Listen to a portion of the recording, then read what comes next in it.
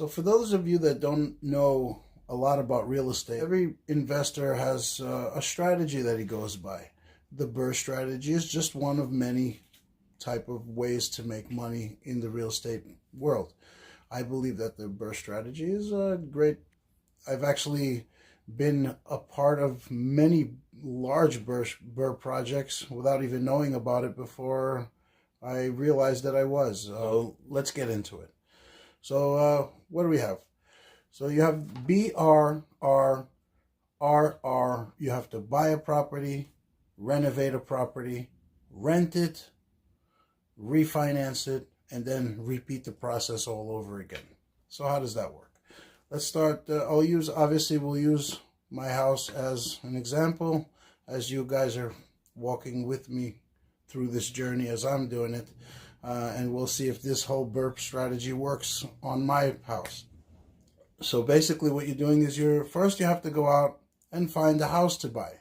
Typically you want to find a house that's undervalued, in need of some sort of repair, and then you have to locate the property. If you think it's something you want to look at, you got to get into the numbers of things. The numbers are very important. That's what separates a good investor with a bad investor, is who's better at crunching the numbers and doing their due diligence on the property that they're buying. So basically what you want to look for is what the ARV of the property is going to be. What does that stand for? That's after repair value.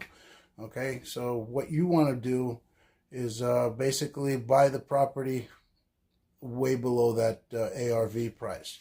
As an example, we'll use, again, my house. So the ARV on my property, let's just, for number's sake, because I estimate the value of the property to be between $70,000 to $90,000.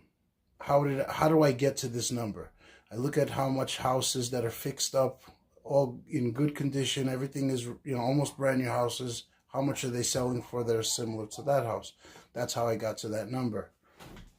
So that's how I get the estimate. So for estimate's sake, let's say that the ARV on my property is $80,000. So it's the midway. So in my calculations of on what I think is going to be a good deal for me, and where I'm kind of in a safe zone, considering it's my first property, I don't want to lose my shirt. So I was looking for something that after I'm all in on the property, I want to be somewhere around 60 to 70% of the ARV all in. Okay, so how does that break down on my property? We bought the property for $33,000. So 60% of that is $54,000. 70% of that is $63,000.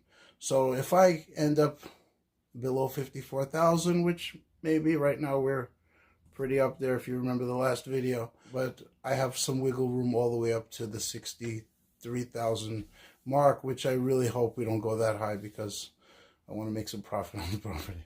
So basically once you identify the house, you buy the house, make sure that your numbers are right. You got to do this ahead of time. You got to put all the calculations in there. If you need a more detailed breakdown, send me a message. I'll be happy to go over it in detail with you. Next step is, after you fix it, you want to rent it. Okay, the rental value is also very, very important. You want to make sure that you're getting the market rents.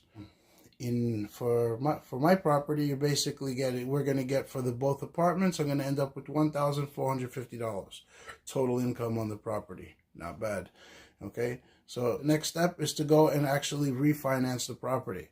So we're going to go and refinance the property. We're going to go to a bank. Typically you're supposed to go to a local credit union or a local bank that knows the market better. That's exactly what I did. They'll send an appraiser out to the house. They'll appraise the property, and they'll typically lend between 70 and 80% of the value of the house, of the appraised value.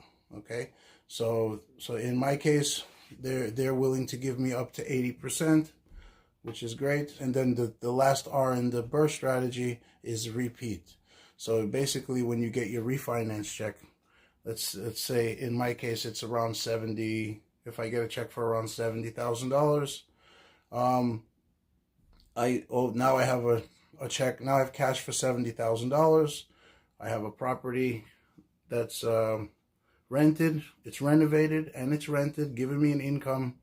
I'm basically, by refinancing it, I'm putting a mortgage on it, but you know what? The mortgage is a lot less than what I'm making on the property, so I'm still making a profit. But at the other side, on the other side, I have $75,000 or $70,000. I didn't do the numbers. I'll do the numbers.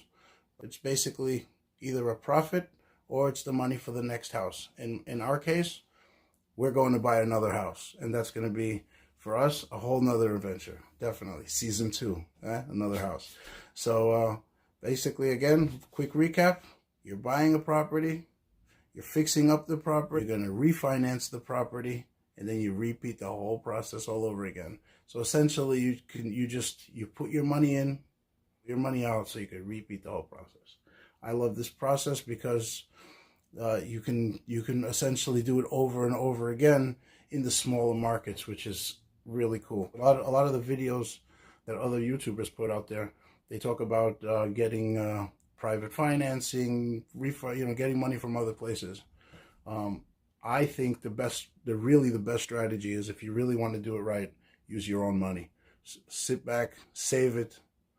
Take 2 years, 3 years, however long it takes. Save exactly how much you need and a little bit more, and just put your money where it goes. This way, when you're going through this whole process, all the money is your money. It's not somebody else's money.